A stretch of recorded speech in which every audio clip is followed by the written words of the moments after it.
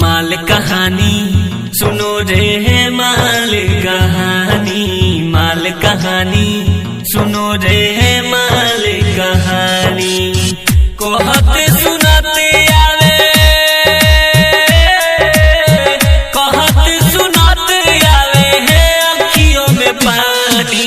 माल कहानी सुनो रे है माल कहानी, माल कहानी सुनो रे है माल कहानी। प्यार मोहब्बत कबू न करी हो, प्यार मोहब्बत, प्यार मोहब्बत कबू न करी हो, प्यार मोहब्बत, प्यार मोहब्बत, प्यार मोहब्बत। Patel recording studio Kuchaipur. नैनन से नैन मिलावे, खूब हंस हंस के बतियावे। नैनन से नैन मिलावे, खूब हंस हंस के बतियावे। कुछ देर में देरी के धोखा, लइकन के महोखा बनावे। दोसरा के संगे जाके, दोसरा के संगे जाके है काटेली सजानी।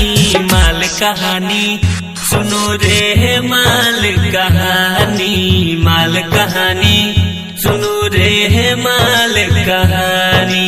प्यार मोहब्बत कबू न करी हो, प्यार मोहब्बत, प्यार मोहब्बत कबू न करी हो, प्यार मोहब्बत, प्यार मोहब्बत, प्यार मोहब्बत।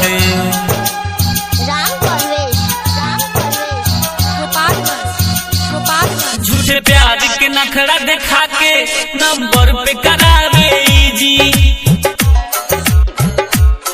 झूठे प्यार के नखरा दिखा के नंबर पे करावे जी। फिर दूसरा यार के संगे रहे एक बजे रात ले बीजी।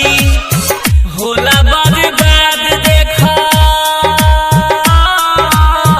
होला बर्बाद लई कन के जिंदगानी। माल कहानी सुनो रे माल कहानी, माल कहानी सुनो रे माल कहानी। प्यार मोहब्बत कबू न करी हो, प्यार मोहब्बत, प्यार मोहब्बत कबू न करी हो, प्यार मोहब्बत, प्यार मोहब्बत, प्यार मोहब्बत। Patel recording studio Kuchaipur. कहेले निर्मल जोगे 20 साल सचो बतिया। कहेले पंकज सोनी 20 साल सचो बतिया। ओकनी के जुदाई में लगे फाट जाई छतिया। भूल से भी करी हो ना तू,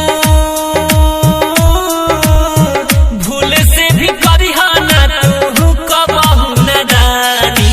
माल कहानी सुनो रे है माल कहानी, माल कहानी सुनो रे है माल कहानी। प्यार मोहब्बत कबू न करी हो, प्यार मोहब्बत, प्यार मोहब्बत कबू न करी हो, प्यार मोहब्बत। डाउनलोड कीजिए RCM music official app play store से। RCM म्यूजिक के सारे ऑडियो वीडियो डाउनलोड करने के लिए